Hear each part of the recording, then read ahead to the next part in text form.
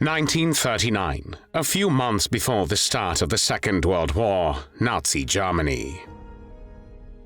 After approximately 304,000 Jews emigrated, only about 214,000 of them remain in the country.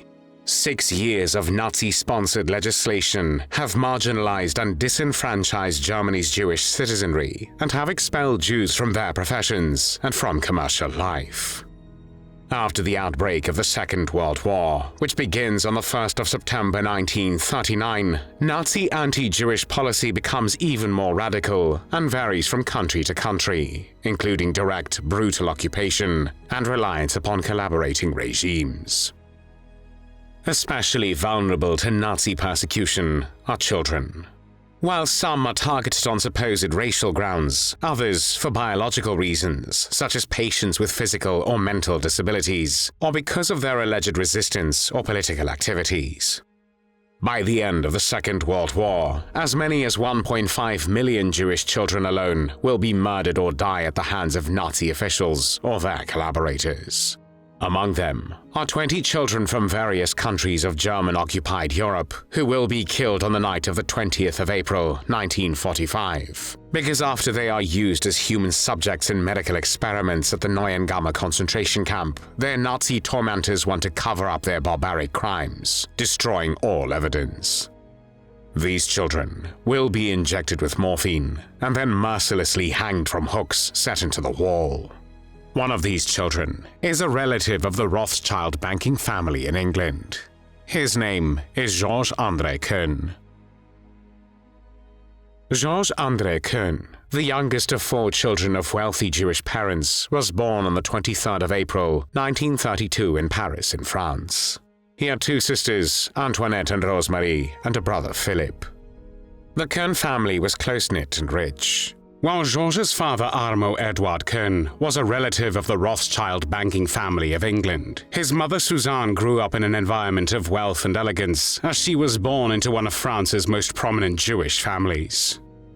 Her father was a millionaire who owned a tobacco company. When the Second World War began, on the 1st of September 1939, Georges was only a 7-year-old schoolboy. From the beginning of the war, Georges' father Armand was director of the Rothschild Hospital in Paris, which was the largest Jewish hospital in France, and from 1940 he also served as Secretary General of the Rothschild Foundation in Paris. The German invasion of France, Belgium, Luxembourg and the Netherlands started on the 10th of May 1940 and became known as the Battle of France. Paris, the French capital, fell to the Germans on the 14th of June 1940. Later that month, on the 22nd of June, France signed an armistice with Germany, which went into effect on the 25th of June, 1940. In the summer of 1942, the Germans began deporting the Jews of France to death camps. Georges' father hid many Jews in his hospital on the pretense that they were seriously ill. Alois Brunner, the commandant of Drancy, which was the main deportation camp in France, had frequently visited the hospital, and Georges' father Armand counted on their personal relationship to protect his family from deportation. In 1942, Suzanne Kohn and her 4 children, including Georges, even converted to Catholicism to avoid the persecution of Jews by the Nazi regime. However, in the summer of 1944, during the final weeks of the German occupation of Paris, Brunner himself came to Georges-André's home and arrested the family. They were taken to Drancy, where they awaited for their deportation to Buchenwald. Young Georges, then 12 years old, was among a group of 51 people deported in the last transport from Drancy transit camp in France on the 17th of August 1944, a week prior to the liberation of Paris, along with his parents, 75-year-old grandmother Marie-Jeanne, his sisters and brother. Their railroad car was attached to the end of the last train out of Drancy, which also carried the previously mentioned Drancy commandant Alois Brunner and other German military personnel. They intended upon using the 51 Jewish deportees as potential hostages. On the 3rd day of the journey, Philip and Rosemarie, along with about 30 other prisoners, managed to escape from the train. It was possible thanks to the sabotage by the French resistance, which made the train stop more than once. The 21-year-old Philippe and 18-year-old Rosemarie broke the bars of the freight car's small window and jumped out. They managed to avoid capture and survive the war. Georges wanted to go along with them, but was stopped by his father, who feared reprisals for the escapes on those who remained. When the train arrived at Buchenwald, the family was separated. His mother Suzanne and sister Antoinette were transported to Bergen Belsen, where they both died in March 1945. Georges' father Armand stayed at Buchenwald but survived his imprisonment. Georges and his grandmother Jeanne-Marie were sent to Auschwitz concentration camp. However, they did not stay together. Jean-Marie was gassed shortly after their arrival there. Georges was in despair when he did not get any messages from his relatives, but other prisoners tried to comfort him. Weeks passed. A selection of children took place. Although Georges was healthy, he made a rather weak impression, and his friends in the camp were worried that he would be picked out. But thanks to French doctors in the sick bay, he managed to pass muster with a little help. His job was to push or pull the cart in which rubbish, firewood, and sometimes coal was put. In the spring of 1944, Enno Lolling, the chief physician of all concentration camps, ordered one of the barracks in the Neuengamme concentration camp near Hamburg to be set aside for Dr. Kurt Heissmeyer's secret medical experiments.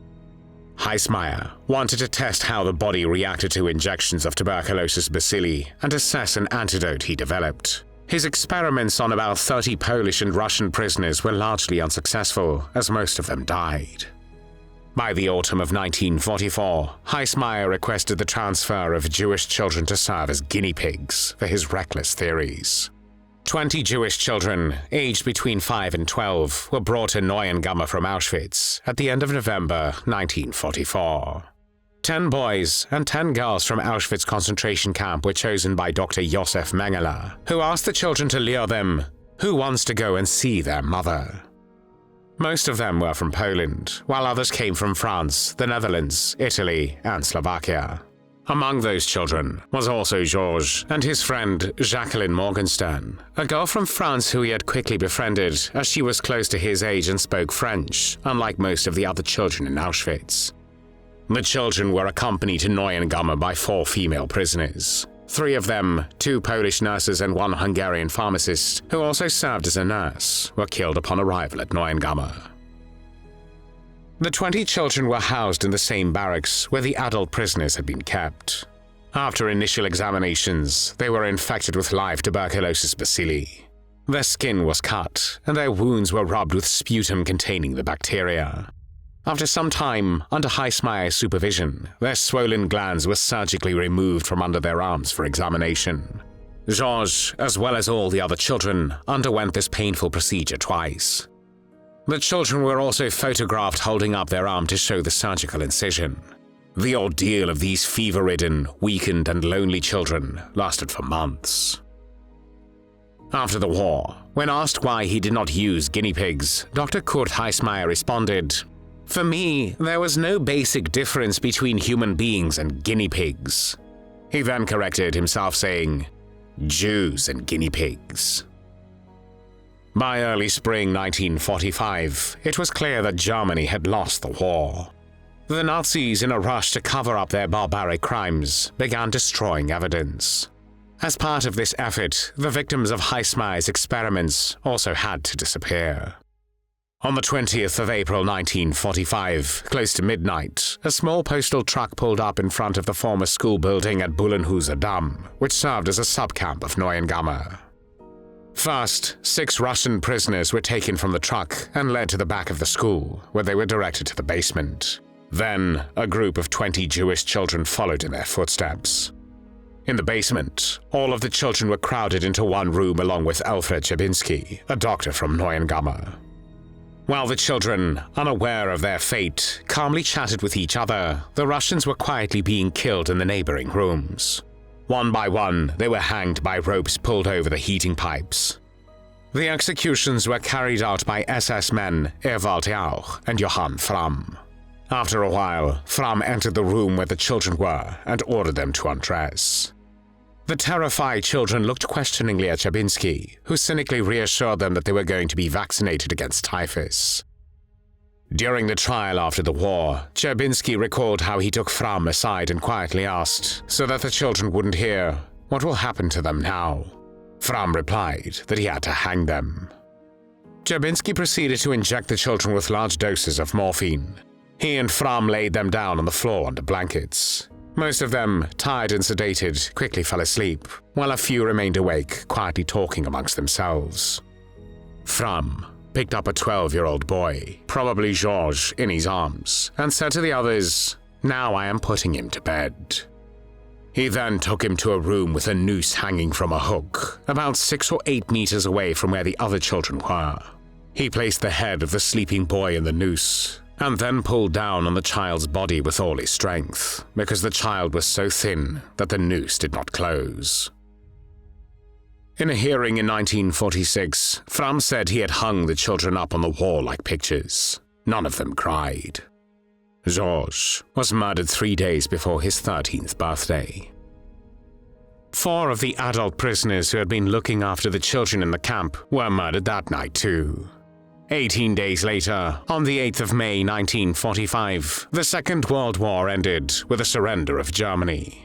In 1946, Alfred Czerbiński, Ewald Jauch, Johann Fram, and Wilhelm Dreimann, the people found responsible for executions of children, were sentenced to death during the main Neuengamme concentration camp trial in the Curio House in Hamburg. However, the identities of the victims of the Bullenhuser Damm massacre remained unknown for a long time. Some of the children's relatives had survived the ghettos and concentration camps, but despite intensive searches over many years, they still did not know for sure what had happened to the children. Many of the survivors had also lost their possessions, and thus their personal mementos through the process of deportation. The few photos which relatives who had emigrated or gone underground had managed to keep were the only remaining reminders of the children. Then, 33 years after the terrible event, journalist Günther Schwarberg discovered the story and published a series of articles called "The SS Doctor and the Children" in the German magazine Stern. After many years of research in many countries, Schwarberg had managed to track down some relatives of the children. In 1978, Philipp Kohn learned of his brother's death from Günther Schwarberg, who had found the family in Paris. Georges' father, Armand Kohn, had died 16 years prior, so he had never found out what had happened to his youngest son. In 1979, the Children of Bullenhuser Damm Association was founded to keep alive the memory of the murdered children. Among its founding members was Philipp Kohn, the brother of Georges, who also served as the honorary president of the association. There were many tears shed for Georges-André Kohn and 1.5 million other Jewish children who were murdered by the Nazis during the Second World War.